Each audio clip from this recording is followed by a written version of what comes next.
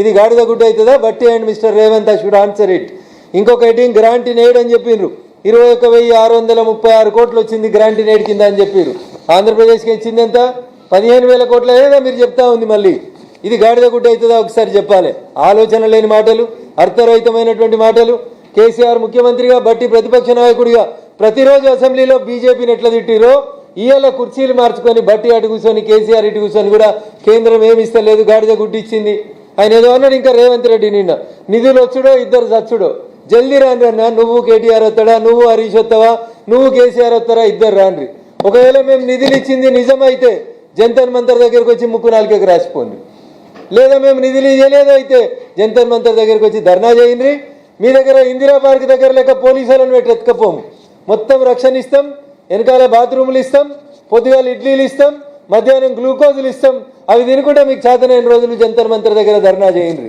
ఎందుకంటే నువ్వు అన్నావు కదా కేసీఆర్ వస్తే నేను వస్తా అని. కేసీఆర్ వెనకడికి జంతర్ మంతర్ దగ్గర ధర్నా ఎట్లా చేసిండో రేవంత్ రెడ్డి గారు, మీరు కూడా అట్లే చేసేందుకు రండి. నిధులు వచ్చుడో ఇద్దరం సచ్చుడో అన్న ఏదో రాసిస్తే చదువుడు కాదే. బడ్జెట్ ఎట్ గ్లాన్స్ మీ బట్టి ఇచ్చిండు. పేజ్ నెంబర్ 4 తెలంగాణ రాష్ట్ర శాసనసభలో ఇచ్చిండు. జరగి చదువుకో కేంద్రంకి వెళ్ళి ఎన్ని వచ్చినాయో. 7వ నెంబర్ కూడా పెట్టిండు. Loans from government of India 3,900 కోట్లు లోన్ తీసుకుంటున్నామని పెట్టిరు మీ బడ్జెట్ లోపల. ఇది మీరు రాసినటువంటి బడ్జెట్ అన్న. మీకు ఇక రానే రాదు, యూనియన్ బడ్జెట్ చదువుకునుడే రాదు. భారత ప్రభుత్వం యూనియన్ బడ్జెట్ శ్రీమతి నిర్మలా సీతారామన్ ఫైనాన్స్ మినిస్టర్గా యూనియన్ బడ్జెట్కి సంబంధించి కొన్ని గణాంకాలని వెబ్సైట్ లోపల పెట్టింది. యూనియన్ బడ్జెట్ 24-25 అనాలిసిస్ అని పెట్టింది. దీంట్లో పేజీ నెంబర్ 6. అయ్యా బట్టి గారు ఒకసారి మంచిగా చూడండి. Union budget 2024-25 analysis page number 6 table number 7. 7వ నెంబర్ టేబుల్లో భారత ప్రభుత్వం ఒక్కొక్క పద్దు కింద ఎన్ని పైసలు ఇచ్చింది అని ఇందులో రాసిరు కేటగారికల్గా. ఇది మొత్తం ఎంత ఇచ్చిరు అంటే 5,15,865 కోట్లు ఇచ్చినాం. దీంట్లో 3 కోట్ల ఇండ్లని ప్రధానమంత్రి ఆవాస్ యోజన కింద ఇండ్లని ఇస్తున్నాం. మీరు ప్రధానమంత్రి ఆవాస్ యోజన కింద ఇచ్చిన ఇండ్లని తీసుకుపోయి ఇందిరం ఇండ్లని పేరు మార్చి కడుతున్నారా కడతలేరా? మేము ఇస్తున్నటువంటి పైసల్ని ఇందిరం ఇళ్లకు యాడ్ చేస్తున్నారా లేదా? Revanth Reddy should answer it. ప్రధానమంత్రి సడక్ యోజన కింద భారతదేశం మొత్తం 25,000 గ్రామ పంచాయతీలకి కొత్తగా ప్రధానమంత్రి సడక్ యోజన కింద మేము లోన్లు ఇస్తాం. ప్రభుత్వం రోడ్లు వేయబోతా ఉంది. దాంట్లో తెలంగాణ వాటా ఉందా లేదా రేవంత్ రెడ్డి గారు చెప్పాలి. అదే రకంగా ఇంకా చెప్పుకుంటూ పోవాలనుకుంటే వారు చెప్తున్నటువంటి ఏదో బీమా చేస్తాము, ఆరోగ్యశ్రీని 10 లక్షలు పెంచుతామని చెప్పారు. ఏడికేళ్ళు పెంచుతారు? The central government it self made Ayushman Bharat and increased it to 10 lakhs. మేము ఇచ్చినటువంటి ఆయుష్మాన్ భారత్ 10 లక్షలనే తీసుకుపోయి మళ్ళీ మీరు అక్కడ ఆరోగ్యశ్రీ కింద పేరు మార్చి చెప్పుకునే ప్రయత్నం తప్ప you have not allocated a single పైసా.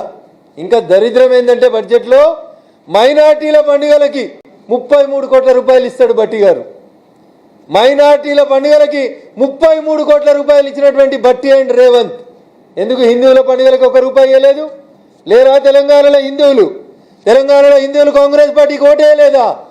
ఇదేనా మీ రాజనీతి? మైనార్టీల పండుగలకి 33 కోట్ల బడ్జెట్ అలొకేషన్ని ఏ రకంగా చేస్తావు? Is this called secular mister బట్టి? ఇదేనా ఒక మతాన్ని ఎంకరేజ్ చేయడం? మైనార్టీలకు పైసలు ఇచ్చి మెజార్టీలని వంచడమే మీ సెక్యులరిజం కాంగ్రెస్ పార్టీ? संविधान खतरे में, किधर खतरे में? माइनॉरिटियों को पैसा दिए तो संविधान अच्छा है, हिंदुओं को पैसा दिए तो माइनॉरिटी खतरा में बोलना समझ रहे क्या बट्टी आप? This is very unfortunate on the part of the finance minister of Telangana. So మా ఎంపీ గారికి ఒక అపాయింట్మెంట్ ఉంది, అందుకని వారు వెళ్తున్నారు, దయచేసి ఏమనుకోవద్దు. Is leaving. So coming to the other issues, Revanth Reddy గారు మాట్లాడుతూ ఉన్నారు నిన్న చాలా విషయాలు. నేను మూసీ కోసం 1,00,000 కోట్లు అడిగినా, నేను సూటిగా అడుగుతున్నా రేవంత్ రెడ్డి గారు, తెలంగాణ ముఖ్యమంత్రి గారు, కాంగ్రెస్ ప్రభుత్వం కాళేశ్వరానికి 1,00,000 కోట్లు కావాలని కేసీఆర్ ఎట్లయితే డిపిఆర్లు ఇవ్వకుండా కేంద్ర ప్రభుత్వాన్ని బదనాం చేసిండో అట్లా ఈరోజు రేవంత్ రెడ్డి 1,00,000 కోట్లు కావాలంటాడు.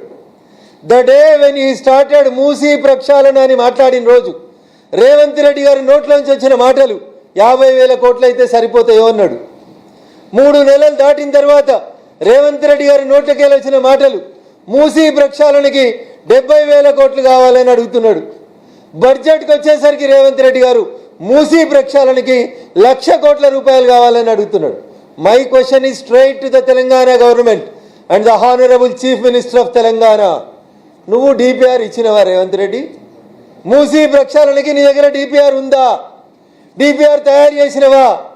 డీటెయిల్డ్ ప్రాజెక్టు రిపోర్ట్ తయారు చేయకుండా 1,00,000 కోట్లు ఇస్తే కాళేశ్వరాన్ని ఆయన ఏటీఎంగా మార్చుకుంటే రేపు మూసీ ప్రక్షాళనని రేవంత్ రెడ్డి అయిన కమిషన్ల కోసం, కాంట్రాక్టర్ల కోసం, ఎమ్మెల్యేల కొనుగోలు కోసం వాడాలనుకుంటున్నాడు తప్ప ఈ డోంట్ హ్యావ్ ఎనీథింగ్. దీంట్లో ఆయనకి ఏం ఆలోచన లేదు, లక్ష్యం లేదు. ఆయనకున్న ఒకే ఒక ఆలోచన డబ్బులను ఎట్లా తీసుకోవాలి, డబ్బులను ఎట్లా దోసుకోవాలనేటువంటి ఆలోచన తప్ప ఇంకొకటి లేదని చాలా స్పష్టంగా చెప్పదలుచుకున్నాం ఈ సందర్భంగా. ఫసల్ బీమా యోజనలో చేరుతాం, నేను చెప్పలే ఇది. ఫసల్ బీమా యోజనలో చేరుతామని నిన్న బట్టి చెప్పినాడు. ఎక్కడిది ఫసల్ బీమా యోజన? కేంద్ర ప్రభుత్వం ఇస్తలేడా? ఫసల్ బీమా యోజన కింద మేము ఇచ్చినటువంటి పైసలు కావా? మీరు ఇంకా చెప్పిండ్రు ఏమని? కౌలు రైతుల